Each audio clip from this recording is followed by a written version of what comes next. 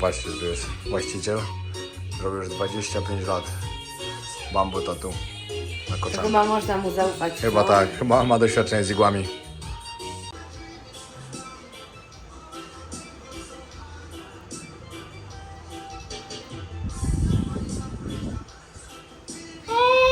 Siemanko, kolejny dzień na Koh Chang, a w sumie to pierwszy taki, który wam pokażemy, jak wygląda ta piękna wyspa. Rano śniadanko, od razu wam mogę polecić. Byliśmy w White Elephant za 100 tajskich batów. Dostaliśmy taki English breakfast. Były 2 jajka, tost, 2 parówki, 2 kawałki mięsa, do tego kawa. Bardzo się opłacało, naprawdę bardzo się opłacało. Dlatego od razu wam nagrywam i mówię White Elephant. To jest sport bar dokładnie.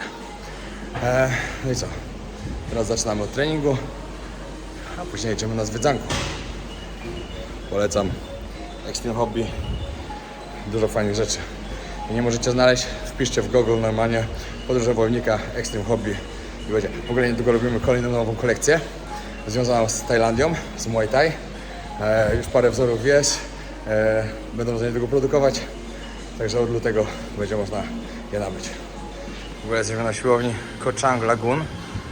Ona jest przy White Sand Beach. Tak wygląda. Spoko, wszystko można zrobić. 200 tajskich batów. I dodatkowo jeszcze możecie skorzystać z basenu, który jest zaraz przy plaży. Może na powrocie pokażemy, jak nie zapomnę. A to jest Cox David Potwór. Tak się nazywa ta siłownia, żebyście wiedzieli. Naprawdę 200 tajskich batów to jest cena bardzo dobra, jak na taką siłownię. No idziemy tam zobaczyć, czy jest basenik. Ej, patrzcie na to. Idziecie sobie na siłownię i później sobie możecie elegancko przyjść na taki basen. I to za 200 tajskich batów. Przyjeżdżacie sobie na taki Koh Chang, śpicie w hostelu, a możecie sobie cały dzień spędzić tutaj, poćwiczyć. 200 batów was sobie się. I tu wieczorem widać, że jest bar jeszcze. Coś się dzieje. No. Polecam. Piotr Pająk. Nieźle, co? No. I po co zatrzymać w takim resorcie, jak wystarczyć na siłownię? Robicie coś dla siebie dobrego, poćwiczycie, a później możecie sobie tu siedzieć. Ale przypływ się dzisiaj duży zrobił. Wczoraj była długa plaża wieczorem, a dzisiaj plaży nie ma w ogóle. Ale strasznie wiało całą noc i cały poranek. Teraz na szczęście przestało, ale plaży nie ma. Ale to jest ta White Sand Beach, dokładnie tutaj, w tym miejscu, czy ona się tam dalej zaczyna? To jest bardzo długa plaża, jest bardzo długa, to już jest... Później zobaczymy gdzieś dalej. Hej, serio, my daliśmy 900 tajskich batów za noc w naszym hotelu, który jest na totalnym zadupiu. Chcemy zatrzymać się na White Sand Beach, gdzie jest najbardziej popularne miejsce, najbardziej turystyczne. No jak ktoś szuka spokoju, to nie, ale jak ktoś lubi turystów, to zatrzymać się tutaj w jakimś tanim hotelu, nawet bez basenu. I tak się ćwiczy. To idziecie rano sobie na siłownię, cały dzień sobie możecie na basenie leżeć. I po co wam basen w hotelu? Jak tu macie dużo lepszy pewnie. Fajna opcja. Zapamiętajcie, bo warto. Oczywiście dodamy to też do e-booka. Przyjechaliśmy zobaczyć na punkt widokowy jeden.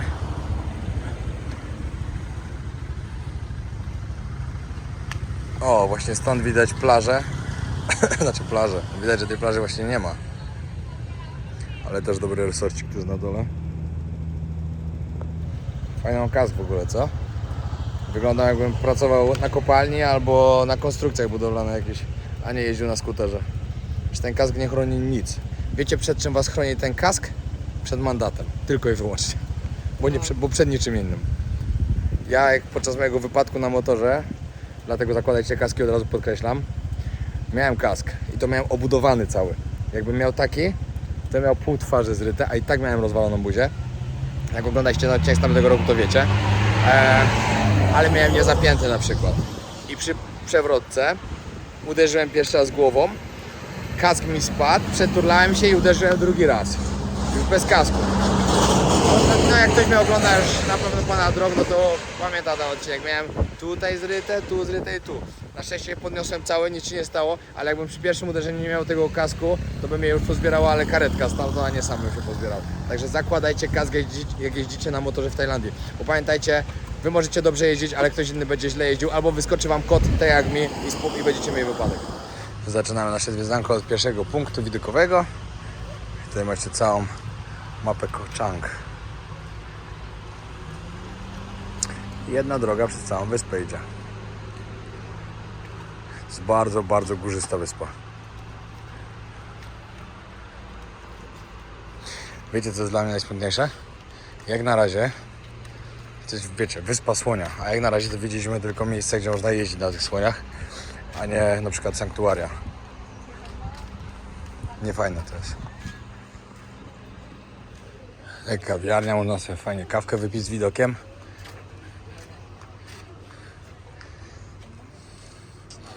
No spoko, ale szału nie ma. Nie ma co ukrywać. Jedziemy dalej. I wiecie co?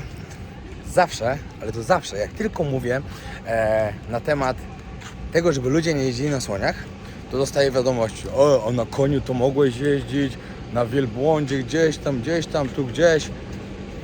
To nie chodzi o samo jeżdżenie. Bo taki słoń pewnie nie poczuje, jak wy na nim siądziecie. Albo może poczuje, no bo nie wiem, ile kręgosłup słonia wytrzymuje, nie wiem. Mniejsza z tym. Znaczy, czytałem, że kiedyś jak są 2 siedzenia i 2 ludzi jeszcze na nich siedzi, to on już to czuje. Ale to chodzi o samo miejsce, gdzie to się znajduje. O to, jak te słonie są traktowane, one są tresowane, są bite. Jak słoń, wy jedziecie na tym słoniu, siedzi na nim gościu, który cały czas takim dłutem jakby bije tego słonia, żeby był posłuszny. To tylko o to chodzi. Dlatego do takich miejsc się nie chodzi. Także jak przyjeżdżacie do Tajlandii, dołóżcie parę groszy więcej i idźcie do sanktuarium, nie na jeżdżenie. Przyjechaliśmy na Lonely Beach i przyjechaliśmy do miejsca, gdzie Ala bardzo polecała. Patrzcie, jak wygląda mój buddyjski mnich. Café del Sun, Shine. Podobno bardzo dobrze. Muszę mieć takie spodnie wszystkie kobiety, bo można wejść do świątyń i na skuterze można jeździć tak, żeby się nie spalić. Podobno bardzo dobre jedzonko tu jest, także zaraz spróbujemy. To jest taka restauracja z klimacikiem. Pokażę wam, jaki to jest hostel na górze. Aha, są takie pokoje. Wchodzę w ogóle bez pytania, ale dobra. Aha, czyli tak to wygląda. Tak pooddzielane kotarki. Tutaj takie miejsce do siedzenia. Hamaczki. Niezłe miejsce, takie backpackerskie mocno.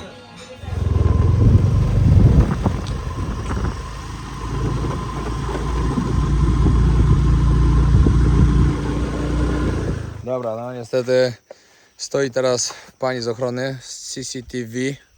Dlatego próbowaliśmy ją przekupić. Nie możemy tam wjechać. I zastanówcie się teraz nad jednym. Dlaczego ludzie nie pozwalają tam wjeżdżać? To mnie interesuje. To jest trochę dziwne. Prywatne. Duchy atakują ludzi. Prywatne property. Prywatne property. Dobra, no ale co w tym złego, żeby ktoś sobie drogą tam przejechał? Wydaje, że coś chodzi o te duchy, które tam No, gdzieś są. może być. Ale nam właśnie pokazuje relację, bo ona tutaj była, kiedyś nie było ochrony akurat. No bo ja byłam tutaj, jak był ten Miała proces, farta. no. Kurde, ten statek jest super. Tam jest taki statek opuszczony, no i właśnie on po wycieku, tylko nie wiem czego, został, pewnie paliwa, nie wiem. Został przekształcony w hotel, a od kilku lat jest opuszczony i zwany Ghost Ship, bo krąży wiele legend Ale jak on się tam znalazł na temat w ogóle, tego ten statek? statku. Jedna z nich jest taka, że właściciele nie mieli pieniędzy, wydali prowadzić hotel, jeszcze inna jest taka, że jakiś Rosjanin spadł z ostatniego piętra i przez co była nazwa Ghost Ship. Spróbuję wam to pokazać Tak, dronem. a ja bo teraz tam to ruszam fajnie. dronem. Drona mnie nie zatrzyma.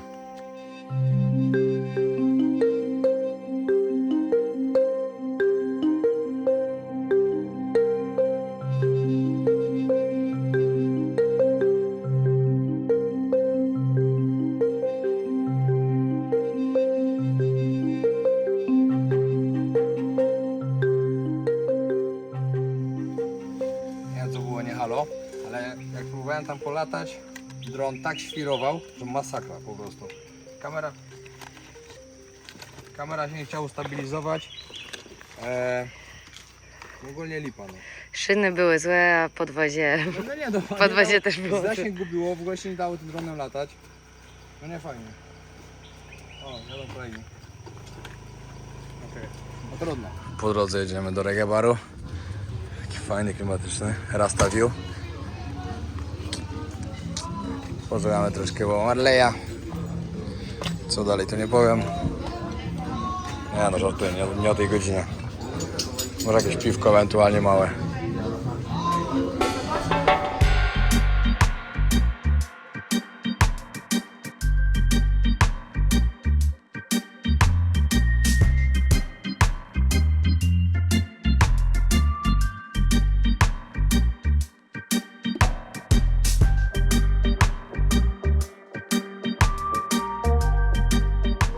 tu jeszcze jedno piętro. Nie no, klimacik tu jest ekstra. Co za liście dziwne takie.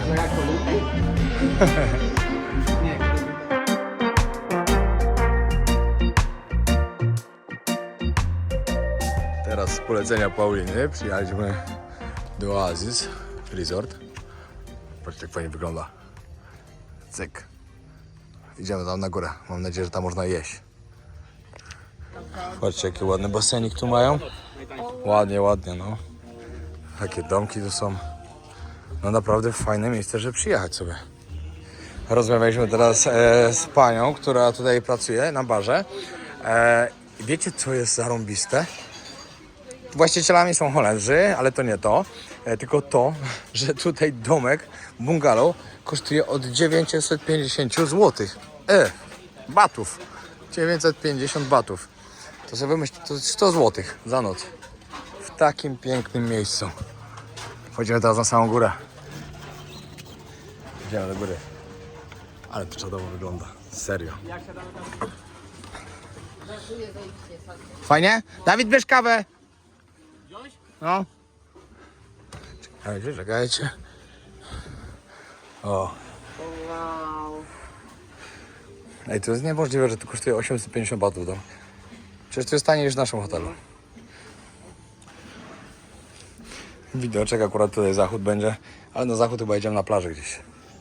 No, także kolejne miejsce, które wam możemy polecić tutaj z Oasis. Świetny klimat, naprawdę świetny. Stąd gdzie jeszcze idzie Mala? A, nie wiadomo.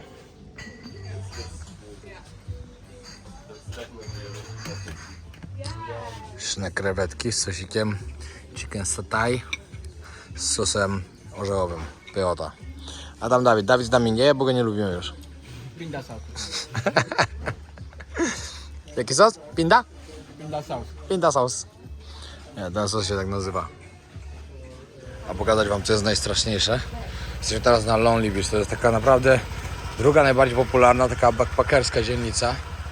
Wszystko pozamykane. Wszystko padło, wiadomo przez co. Tutaj kolejne. Tutaj ta ulica musiała być naprawdę tak świetna. Tu bar na barze, tu jakaś taka większa trochę. Nie no, straszne. Po tej wyspie naprawdę, tutaj, tak samo zresztą na Koh Samui to samo było, ale pewnie teraz już się dużo poprawiło. Ale ta wyspa jest po prostu wykończona. Po drodze to mijaliśmy tyle po prostu wszystkich zamkniętych sklepów, restauracji i tak dalej. Przykre. Ale mówi, że jak ja tutaj była w tym złym czasie, wiadomo jakim, to wiele się nie zmieniło od tego czasu.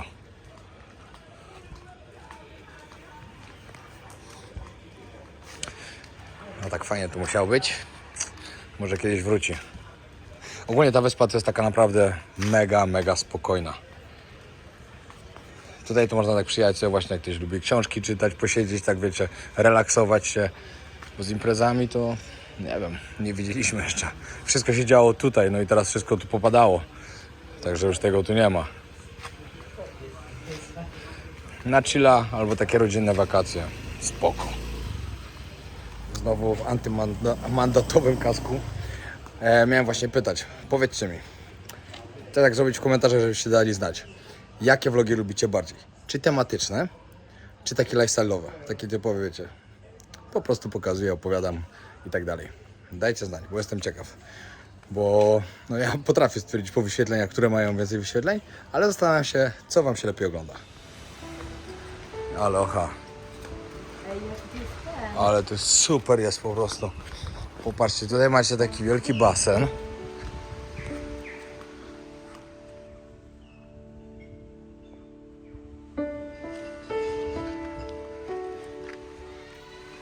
Ale to jest ten Himmel? Zaraz wam powiem, gdzie jesteśmy. O, tutaj kolejny fajny bar. Ale zachody słońca niesamowite są.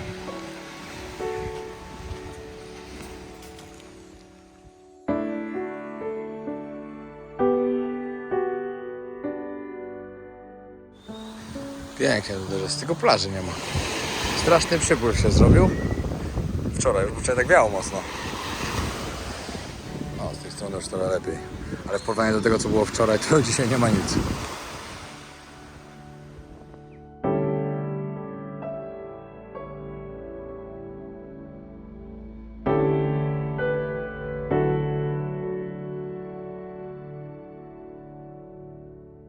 Dobra, teraz wielki dzień dla Ali. Chciała sobie zrobić kolczyka w nosie. Chcę takie, wiecie, kółeczko. Takie On okrągłe? powiedział, że zanim kółeczko, to ja muszę zrobić najpierw przez kilka dni mieć takiego zwykłego.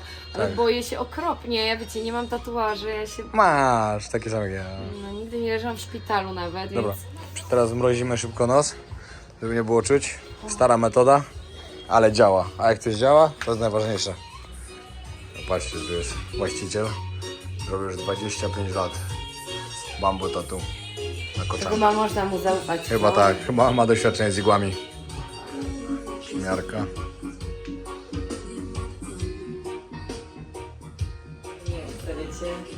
Ale już się rozmyśliła, bo w sumie mama jej nie pozwoliła zrobić i nie może. Nie, moja mama nawet nie wie, że ja sobie robię. Kiedyś coś zrobiłam między No, cyckami. to był zły pomysł, naprawdę. W wieku 18 lat. Ej, Jezu, ja się tak stresuję i tak jakby już teraz nie wiem, czy ja to chcę. Ja taka Chcesz. Chcesz. No jak? Tutaj? A tu On go to będzie. będzie tak? robił. Tyk. Chodź tu. A zawsze nie będzie kółeczka, to będzie dużo ładniej. Ale nie przejmuj się, ten pan ma dużo wspólnego z igłami, także nie dasz tego. Zemdleję, naprawdę jest i...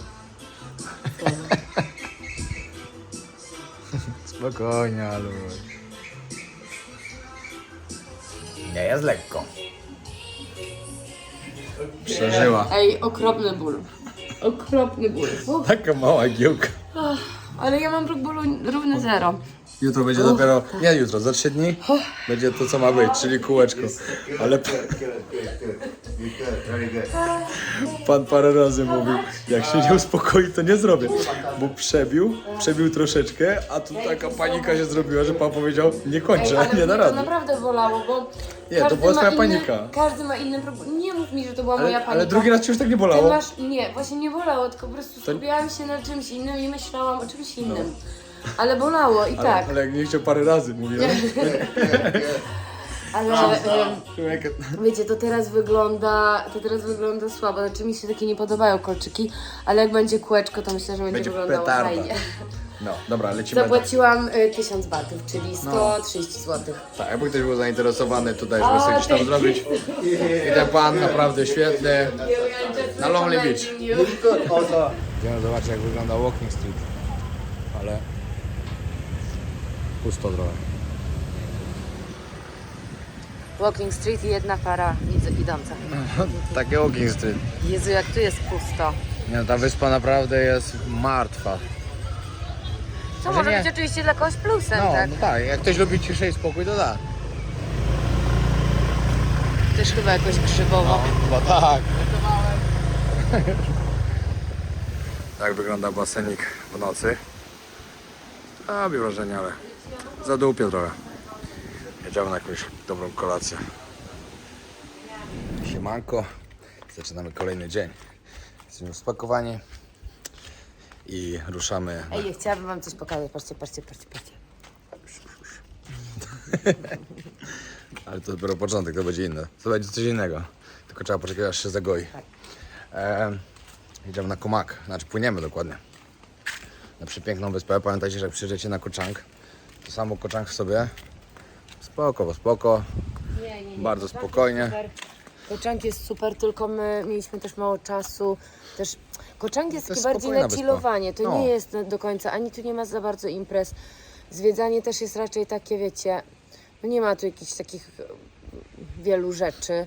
Te, co były, na przykład ten resort jest zamknięty, ale to jest idealna wyspa na przykład dla kogoś, jak ktoś potrzebuje spokoju, wyciszenia, dla rodzin z dziećmi też uważam, że będzie super. No i na przykład, nie wiem, mi tu się super pisało e-booka. To jest taka wyspa, gdzie można się naprawdę skupić, popracować albo w ogóle totalnie odpocząć. Tak, ale jakichś takich, wiesz, że cudownych widoków wody i tak dalej nie ma, ale jak chcecie takie coś, to płyniecie właśnie na Komag i Kukut. To, Tak. co wam pokażemy właśnie w kolejnych odcinkach, bo jak się przypływa na Koczang, no to te wyspy trzeba też zobaczyć po prostu, bo one są tutaj bardzo blisko. Ale wiecie co, Koczang jest wyjątkowe, bo Koczang jest to jest dżungla. Tutaj naprawdę jest tak mało infrastruktury. No. Jak się jedzie skuterem, to czuć inny w ogóle zapach powietrza. Jest naprawdę, no to jest takie ciekawe, bo w Tajlandii wyspy są raczej dosyć mocno komercyjne. Mało jest takich większych, takich dzikich, niekomercyjnych wysp, a tutaj No rzeczywiście... taka jest. To trzeba przyznać akurat. No, ta wyspa taka jest. Ale wiecie co, ja myślę, że tu też więcej backpackersów spotkamy. A mało było widać. Bardzo mało. A ta dzielnica, która tam była ich, to praktycznie pusta, wymarła i większość rzeczy Przykro, aż pozamykanych. przykro się patrzyło, wiecie? No, serio. Bo ja tutaj jak byłam w czasach tego najgorszego, nie można powiedzieć czego, One more friend. One more. strasznie, no tutaj jakby nie dźwignęli tego, tak? No. Co drugie miejsce było, Nie poradzili sobie. Przyjechał po nas busik. Pamiętajcie, jak sobie zamawiacie busika, znaczy zamawiacie sobie bilet, ale z biura podróży, to zawsze macie z transportem i to jest duże ułatwienie.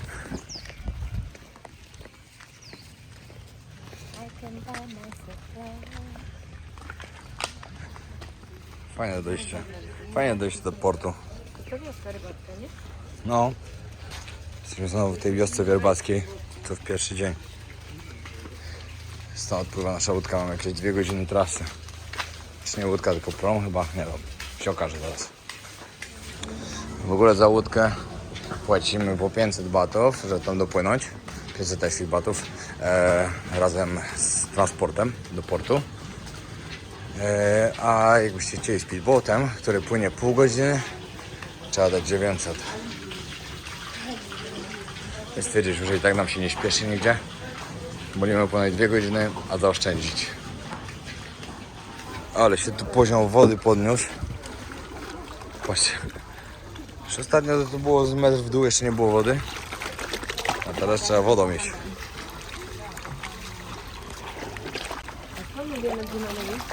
Nie wiem. Aha. Nieźle. Taką łajbą płyniemy. No.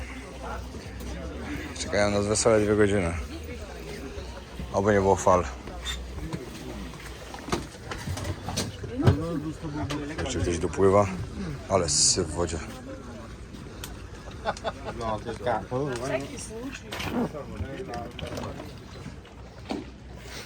Chyba pierwszy raz jestem na łodzi rybackiej, bo to jest łódź rybacka, która służy też do transportu między wyspami.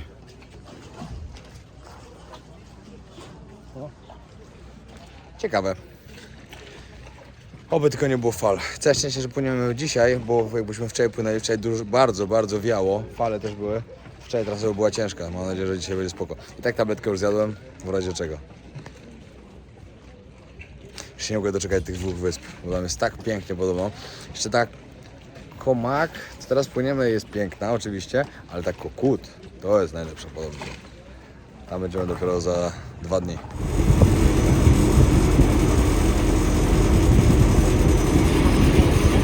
Fajna, że ktoś ma wysepkę tutaj. No, a my tam już dopływamy. Ale to jest piękne. Woda jest tak czyściutka.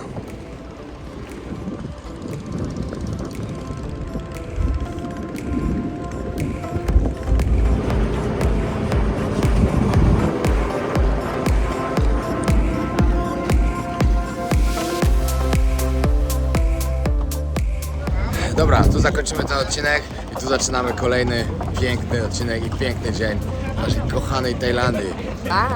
W każdym odcinku chcemy Wam pokazać z jak najlepszej strony ten kraj, także śledźcie na bieżąco, oglądajcie wszystkie odcinki, bo na pewno bardzo warto.